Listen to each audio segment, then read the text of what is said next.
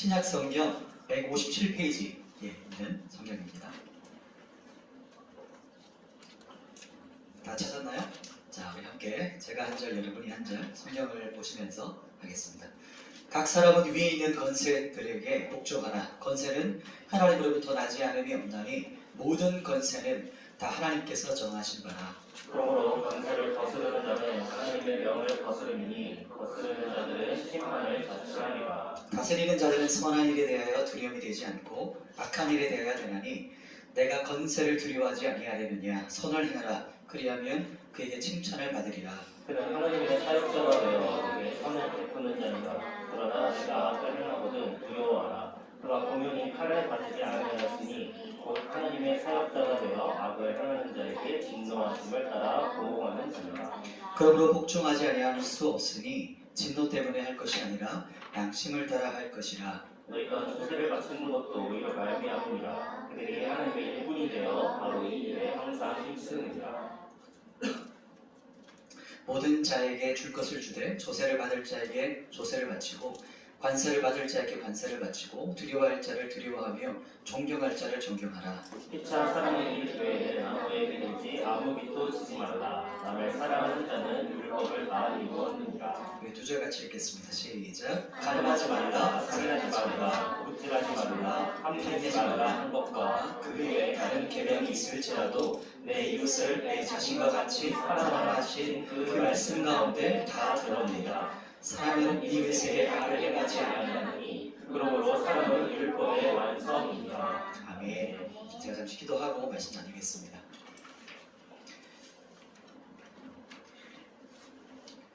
하나님 아버지, 이 시간 우리가 사랑하는 주님의 말씀을 나누려고 합니다. 하나님의 말씀이 우리의 마음에 새겨져서 하나님의 그 사랑과 하나님의 마음이 우리의 마음에 깨달아지고 느껴지고 또 경험되어질 수 있도록 주님 청년들과 저의 마음을 붙잡아 주시옵소서. 지금 이 시간 예수의 보혈로 덮어주시고 빛 가운데 거할 수 있도록 우리 안에 모든 어둠이 꺾여지고 빛이 비춰져서 하나님의 사랑과 하나님의 그 우리를 향하신 불타는 마음이 우리의 마음을 온전케 하여 주시고 새롭게 하여 주옵소서. 예수님의 이름으로 기도드립니다. 아멘. 네, 오늘 하나님이 주신 감동이 하나 있어가지고 좀 나누고 싶어요. 아침에 주셨던 마음인데 성경 통독에 대한 거예요. 뭐였냐면 목사님 배가 고파요. 이렇게. 그런 마음을 이제 들었어요. 목사님 배가 너무 고파요. 이렇게 저한테 왔어요. 배가 너무 고프다고. 그렇구나. 그리고 또 요즘 너무 힘들어요. 힘이 왜 이렇게 없을까요, 목사님? 이렇게 나눴다고 생각해 보세요. 그러면 제가 어떻게 하면 힘이 날까요? 이렇게 물으면 밥 먹어. 일단 지금 가서 일단 밥부터 먹어. 이렇게 말을 해줄 것 같았어요. 배가 너무 고파요. 그러니까 일단 밥부터 먹어. 집에 혹시 밥 없어? 집에 쌀 있어? 네, 쌀은 있어요. 그 쌀로 밥을 해 먹어. 근데 밥을 할 줄 몰라요. 근데 배가 너무 고파요. 이렇게 하는 거예요. 제가 밥할 힘도 없어요. 이렇게 한다고 생각해 보십시다. 쌀이 있는데 적이 있는데 밥은 없어요. 쌀로 밥을 해 먹을 줄 몰라요. 이렇게 해서 결국엔 어떻게 됐냐면 영양실조로 쓰러졌어요.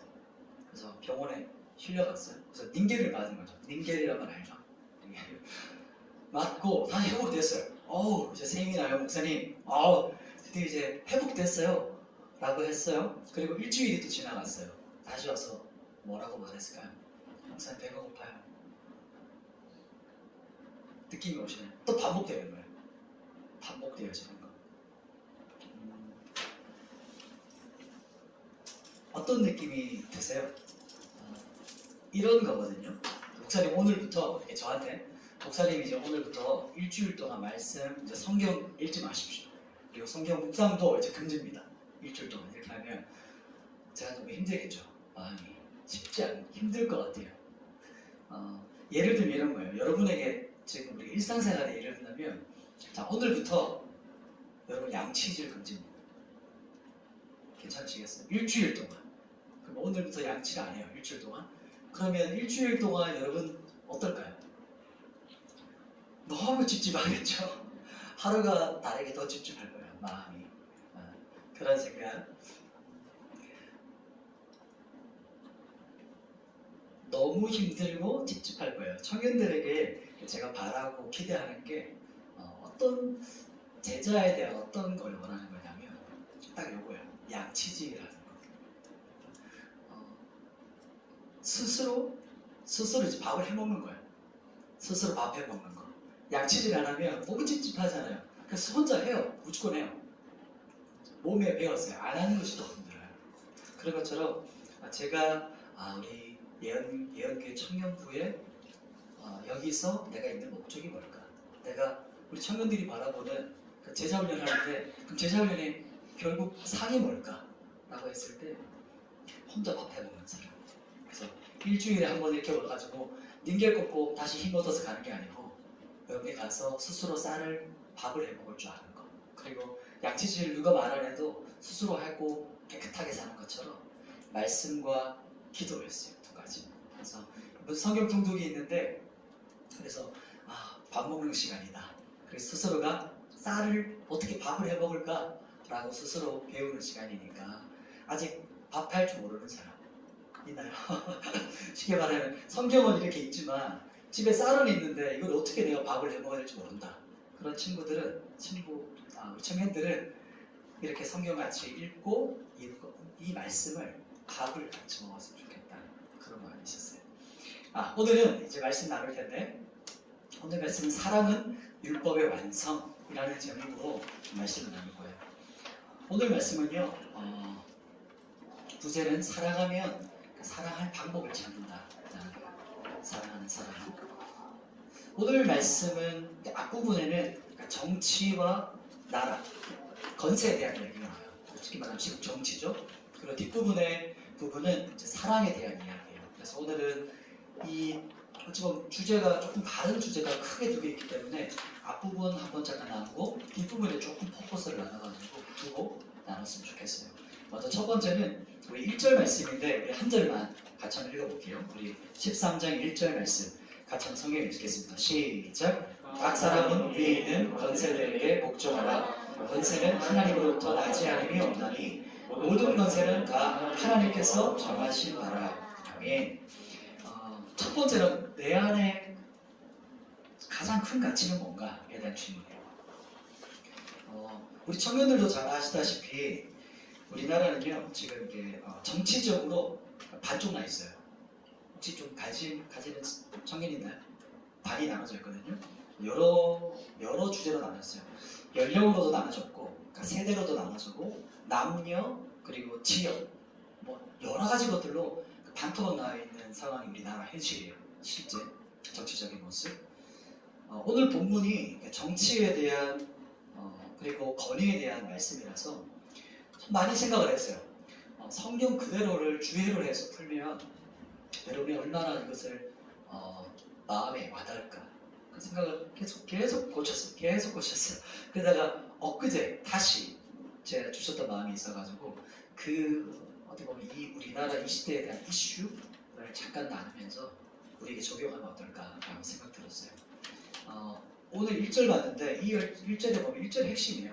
나라의 정치에 대해서 사도 바울은 건세에게 복종하라 이렇게 말을 해요. 팩트입니다.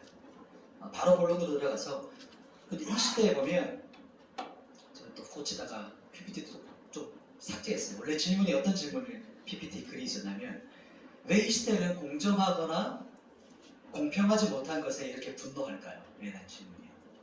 그러니까 이 시대에 보면 또 딱 건세, 어떤 권위라는 어떤 주제가 딱 나오면 사람들이 분노가 일어나거든요. 왜 그럴까? 그 이유가 뭘까요? 보면은 높은 지휘자들, 혹은 대통령, 지도자, 혹은 어떤 내 위에 어떤 권위자에 대한 내용만 나와도 분노하는 이유가 뭘까라는 거였어요. 저는 생각했을 때 두 가지였어요. 두 가지 가치도 봤어요. 첫 번째는 그냥 분노가 많은 거예요. 지금 우리 정서 안에 화낼 것을 찾는 거, 분노할 것을 찾는 거에 대한 거였어요. 또 한 가지는 그냥 분노가 많은 게 한 가지 있었고 또 한 가지는 분노하게 만드는 거예요. 이게 동기가 부어지는 거예요. 분노하게 되면 지금 권위자와 지도자에게서 공정하거나 공평하지 못한 걸 본 겁니다. 그래서 첫 번째는 분노가 있었고, 한 가지는 그러니까 공정하지 못한 것 때문에 분노가 확 이제 일어나고 있다라는 생각이 들었어요. 그러니까 왜 그런데 이 시대에는 공정하다, 공평하지 못하다 뭐 이런 어떤 주제가 나오면 우리가 이렇게까지 분노하는 이유가 뭘까요? 근데 이제 20대 같은 경우는 관심이 없을 수 있어요. 근데 관심이 없는 사람도 있을 수 있고 있을 사람도 있을 거예요. 그러니까 국민들이 분노하는 영역을 곰곰이 생각해 봤어요. 예전에 어떤 장관이 있었죠. 그 장관은 아주 청렴한 걸로 이제 대표적인 사람이었어요. 그리고 어떤 기득권과 어떤 이런 것에 대해서 비판하고 공개적으로 이렇게 저격하면서 청렴의 아이콘이었거든요.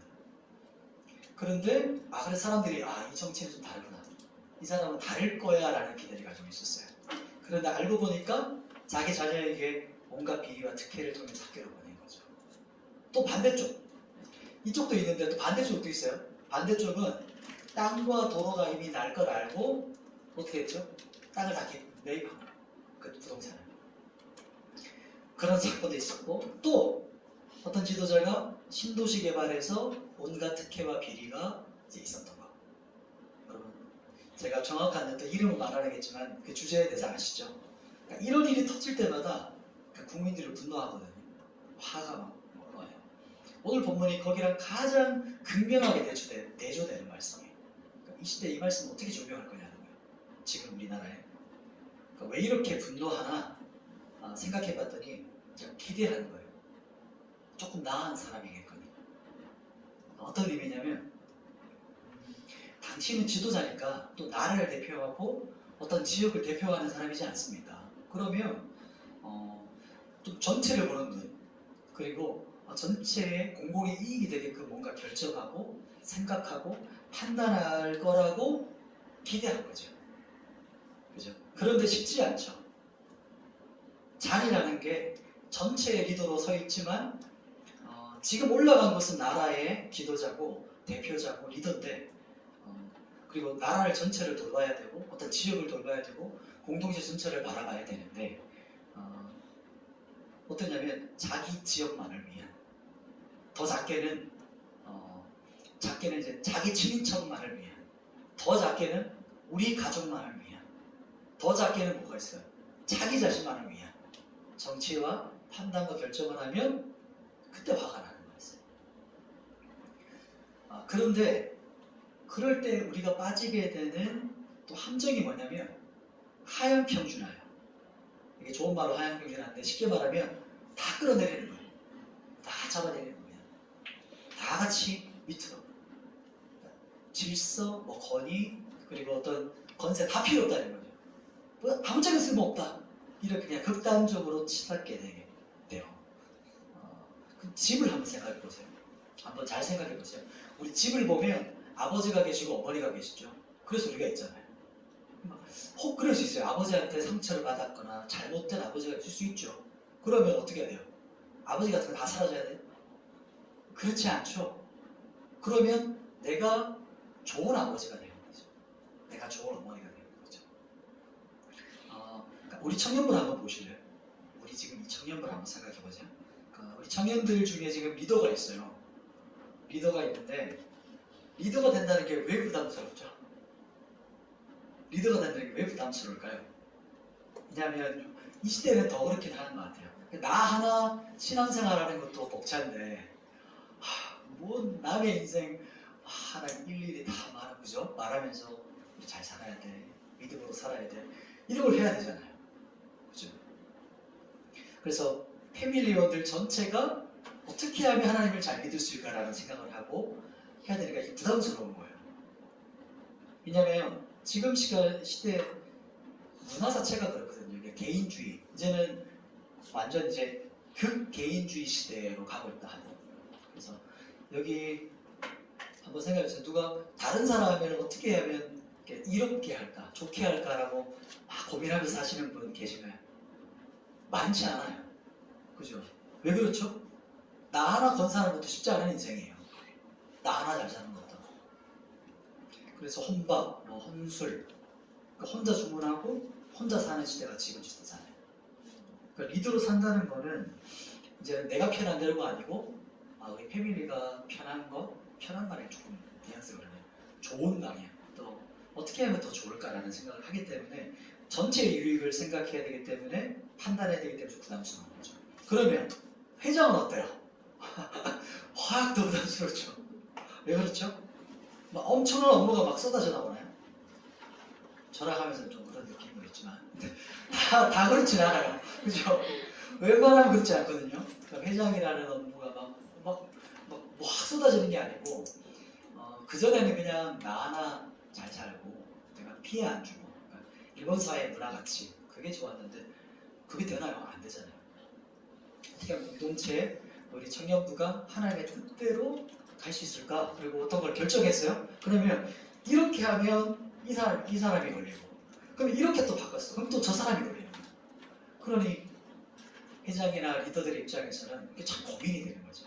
그죠? 청년부 전체가 어떻게 하면 좋은 방향으로 갈 수 있을까? 이런 생각을 계속 한다는 거예요. 그러니까 왜냐면 평소에는 이런 고민 잘 안 하잖아요. 그죠? 그러니까 지금 그냥 일상 살아가거든요. 근데 어떤 자리에 올라가면 그 생각을 하기 시작하거든요. 그러니까 우리가 좀 버겁지만 그렇게 우리가 좀 바뀌어가고 있어요. 리더들도 그렇고 회장도 그렇고 어떤 걸 맡으면 우리 습성은 안 그렇거든요. 그런데 얼마나 벅차요. 부담스럽고 그죠?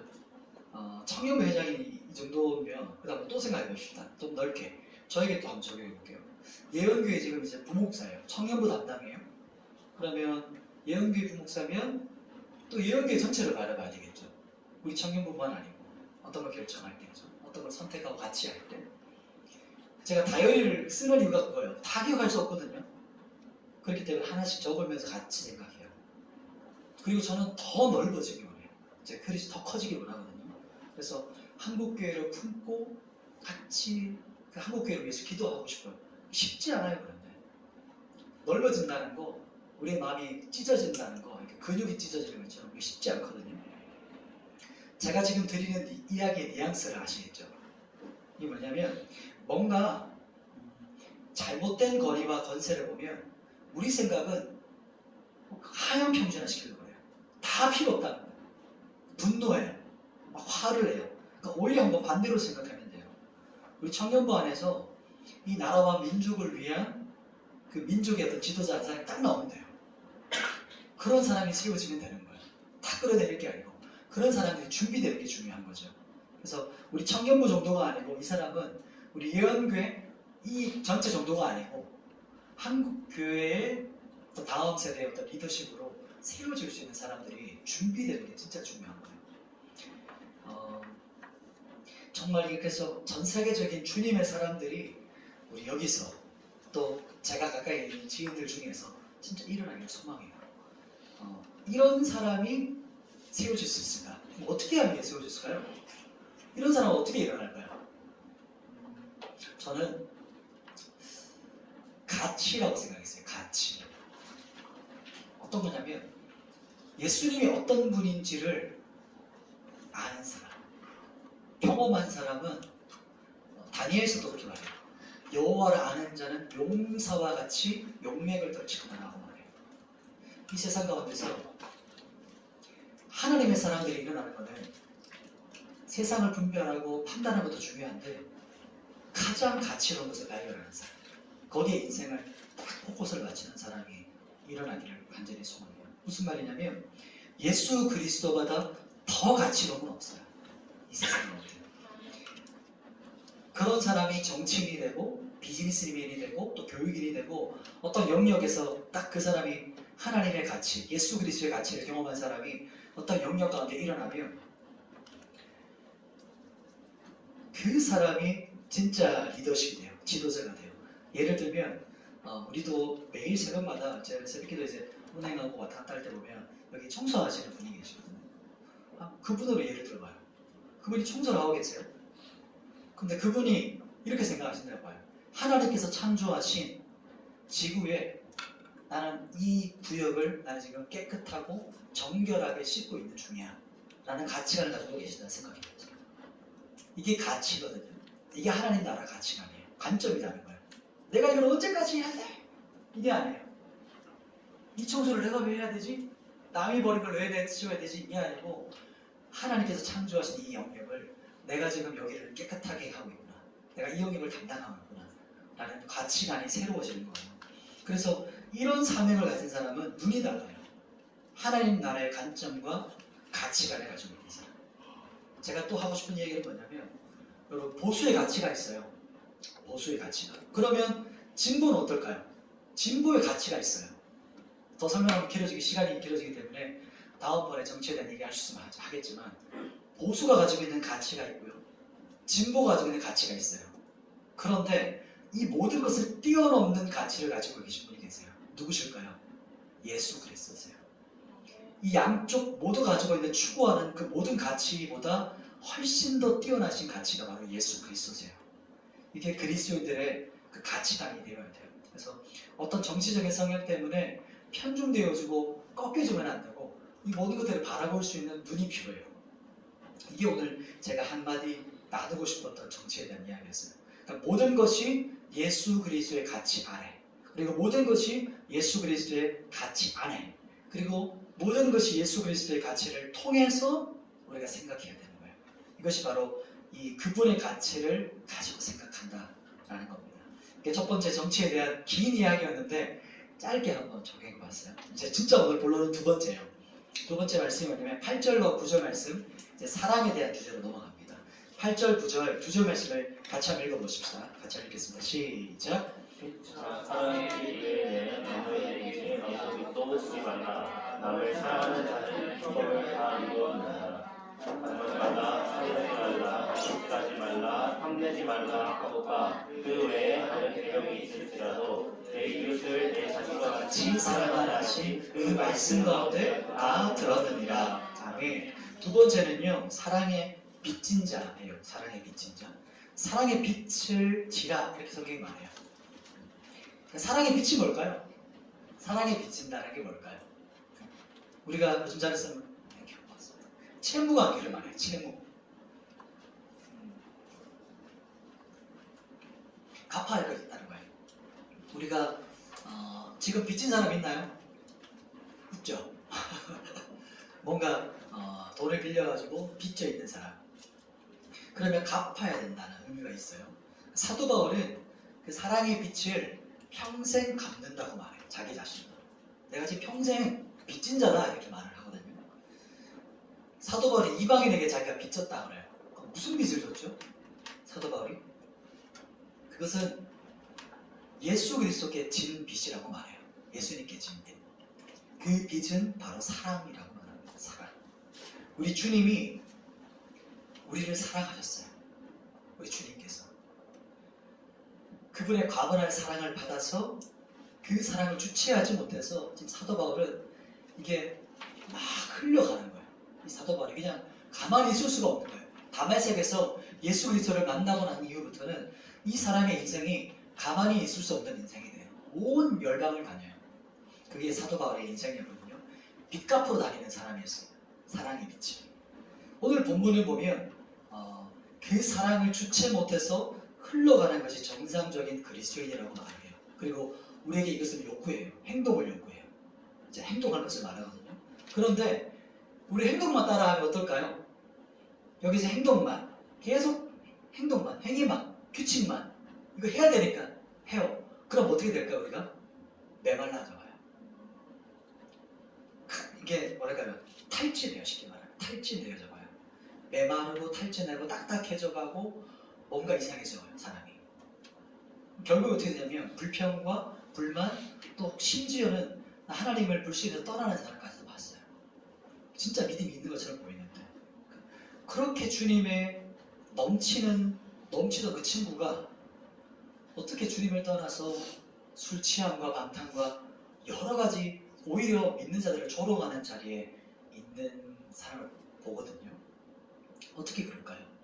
왜 그렇게 되냐면 영적인 메마름 때문에. 영적인 메마름이라는 것은 핵심은 하나님과의 끊어진 관계예요.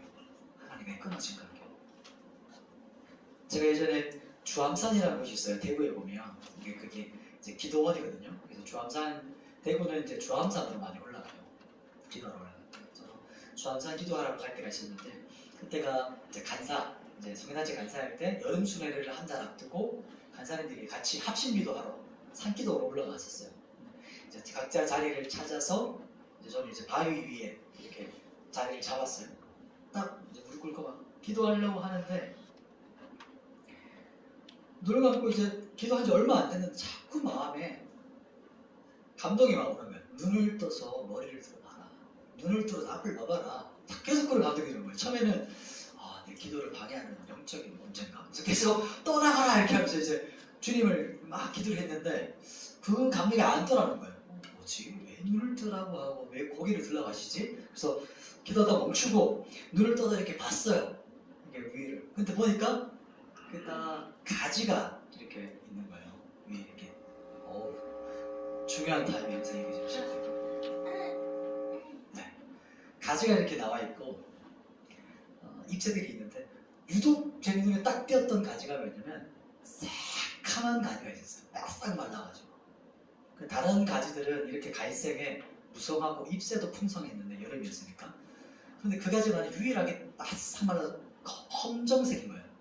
잎이 하나도 없고. 그래서 그 검은색 가지를 쭉 따라갔는데 보니까 나무 원줄기에서 끊어져 있는 거예요. 꺾여져 있는 거예요. 어느 부분이. 그래서 그걸 보고 그 순간 하나님께서 저에게 감동을 주셨어요. 그때 주셨던 감동이 뭐였냐면 준호야, 네가 먼저 내 안에 붙어 있어야 돼. 네가 내 안에 관해야 돼. 이 마음을 확 부어주시면서 그때 포도나무 비유에 대해서 말씀을 주셨거든요. 그 말씀이 어떤 말씀이었냐면 이 말씀이에요. 이 15장 전체 말씀이었어요. 그래서 그 자리에서 15장을 한참 묵상했던 기억이 나요. 15장 4절과 5절인데 같이 한번 읽어볼까요? 4절 5절 시작. 내 안에 거하라. 나도 너희 안에 거하리라. 가지가 포도나무에 붙어있지 아니하면 스스로 열매를 맺을 수 없음같이 너희도 내 안에 있지 아니하면 그러하리라. 나는 포도나무여 너희는 가지라. 그가 내 안에 내가 그 안에 거하면 사람이 열매를 많이 맺나니 나를 떠나서는 너희가 아무것도 할 수 없습니다. 아멘. 저 말씀을 너무 잘 알고 있었거든요. 근데 그 순간 얼마나 저 말씀이 피부처럼 와닿았는지 몰라요. 내가 지금 꺾여 있구나. 왜냐면 그때 그 상태가 26, 27이었던 것 같아요. 그때까지 할 때. 너무 날이 갈수록 얼굴이 새카매져가고 메말라져 갔어요. 사역을 하면 할수록. 그때 이제 기도까지 올라갔어요. 근데 기도하면 회복되겠지. 근데 규칙을 지키는 게 방법이 아니었어요. 주님께서 저에게 말씀하셨던 것은 내가 내 안에 거해. 네가 내 안에 거해. 이 말이 이해되세요? 내 임재 안에 있어. 내 생명 안에 있어. 그러면 열심을 해가지고 사역하려고 하고 내가 뭔가 열매를 맺으려고 가지가 막 노력하면 가지가 열매를 맺나요? 너무 어리석은 거죠. 꺾였는데 막 가지가 노력을 다해 막 자기를 짜내가지고 열매를 맺을 수 없죠. 그냥 가지는 원줄기에 딱 붙어 있으면 나는 아무것도 안 하는데 이 원줄기에서 생명이 들어오니까 나를 통해서 가지라는 나를 통해서 열매가 맺어져 가요. 그게 그 순간에 너무 막 마음이 부어지면서 그 자리에서 한참 주님께 엎드려 있었던 기억이 많이 나요.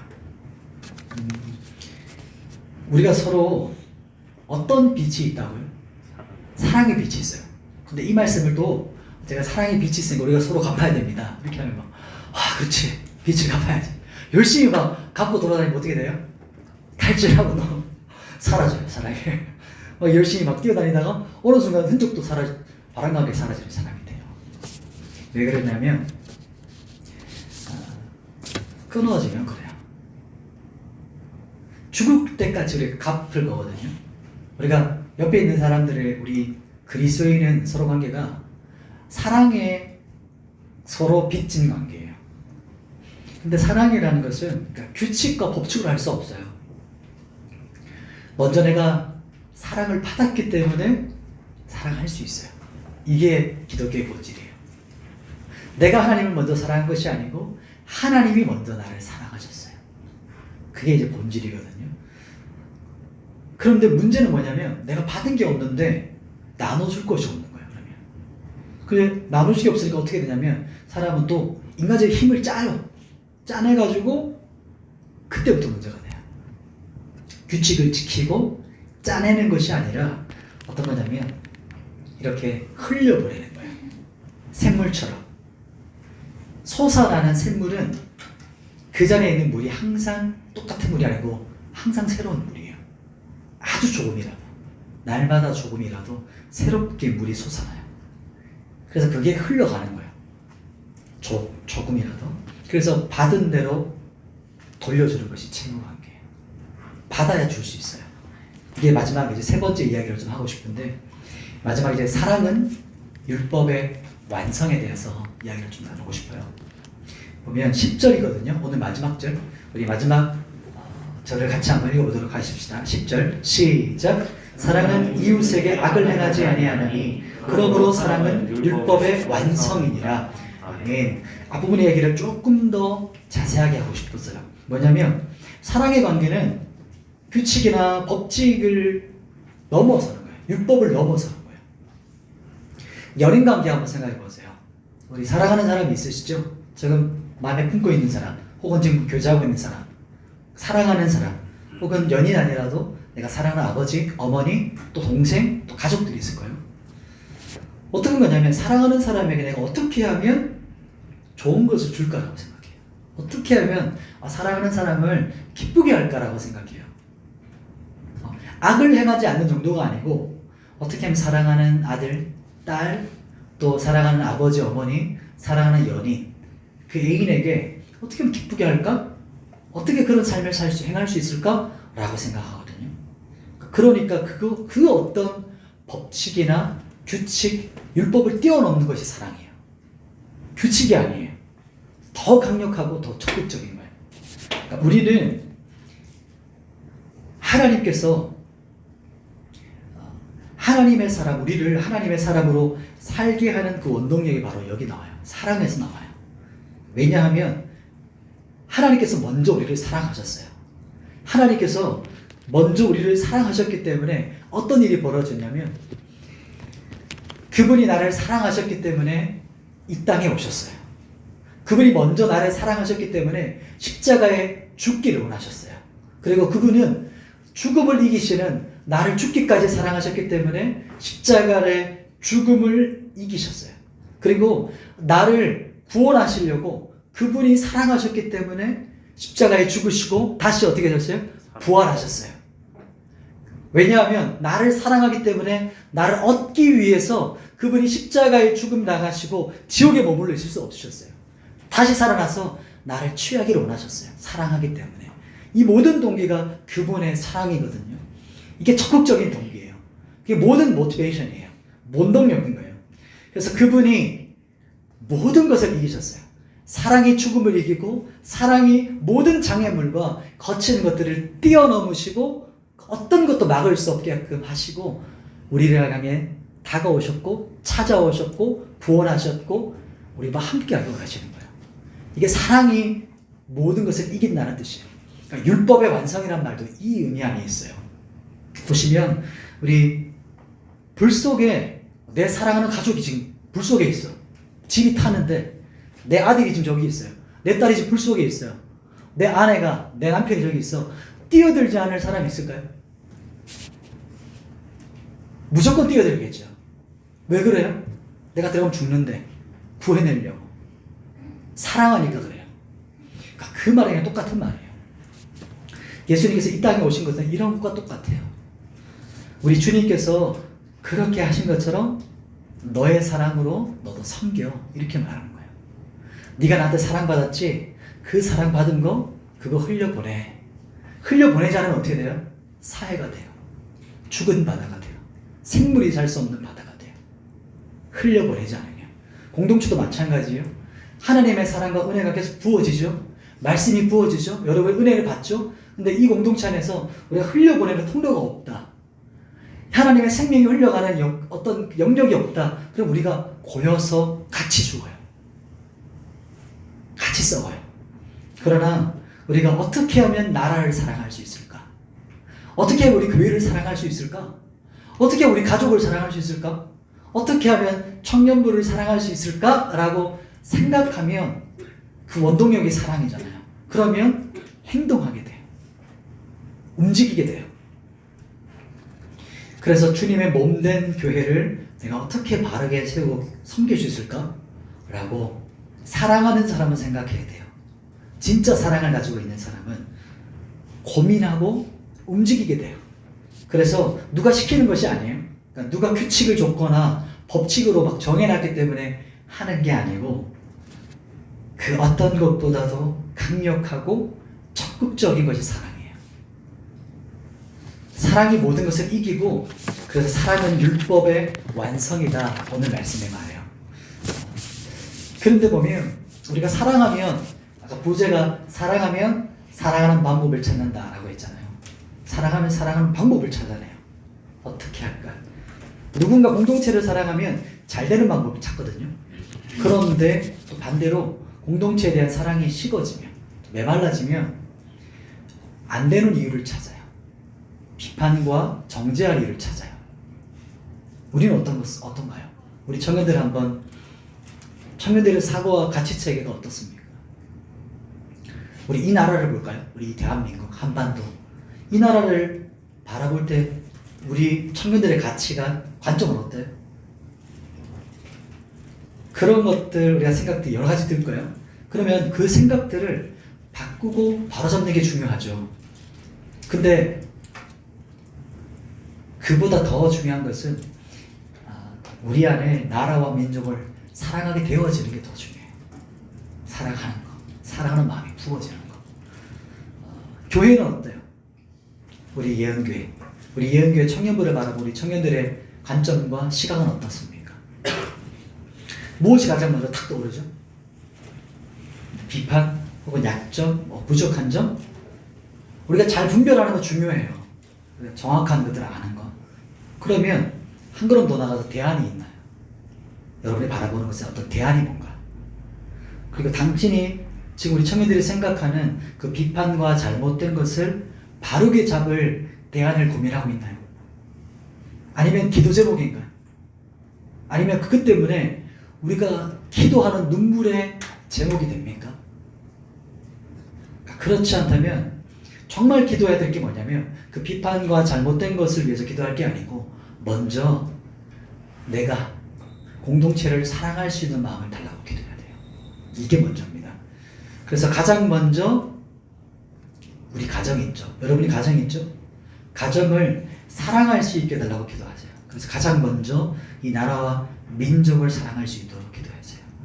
그 사랑이 부어지면 그리고 나면 그 어떤 것도 다 좋아요. 다 괜찮아요. 왜 그럴까요? 사랑이라는 것을 기반을 통해서 흘러나가는 거 있죠. 그것은 모든 것을 살려요. 사랑을 통해서 흘러가는 것은. 우리가 교회 여러 가지 지금 예를 들었죠. 공동체, 나라, 민족 여러 영역들이 있을 거예요. 그럼 여러분이 가정을 위해서 최선의 기도가 뭔가? 사랑이에요. 사랑의 율법이 완성입니다. 그러니까 사랑이라는 통로, 이 파이프 있죠? 그 통로를 통해서 여러분의 어떤 말이든지 기도든지 행동들이 나타나게 되는 거예요. 그렇게 되면 여러분을 통해서 공동체가 여러분 어떤 말을 하든지 공동체에서 어떤 행동을 하든지 어떤 기도를 하든지 그 공동체가 살아나게 돼 있어요. 사랑이 있기 때문에, 사랑에 기반을 두기 때문에 그래요.